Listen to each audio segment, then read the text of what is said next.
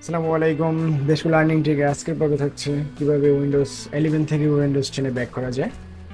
তো বন্ধুরা, যারা এখনো চ্যানেলটি সাবস্ক্রাইব করেনি অবশ্যই চ্যানেলটি সাবস্ক্রাইব করে পাশে থাকা নোটিফিকেশন বেলটি অন করে দিবেন এবং ভিডিওটিকে অবশ্যই লাইক করে দেবেন।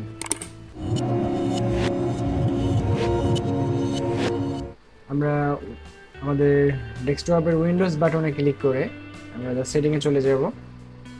সেটিং থেকে আমরা উইন্ডোজ আপডেট এ চলে যাব। এখানে দেখতে পাচ্ছেন আমি উইন্ডোজ প্রিমিয়াম ভার্সন ইউজ করি।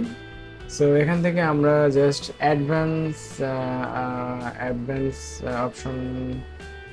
অ্যাডভান্স অপশনে চলে যাব।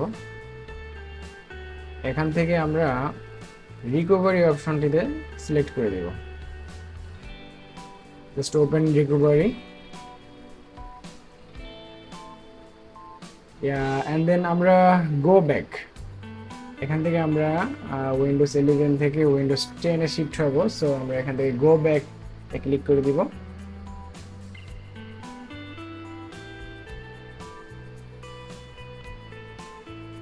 It's taking time.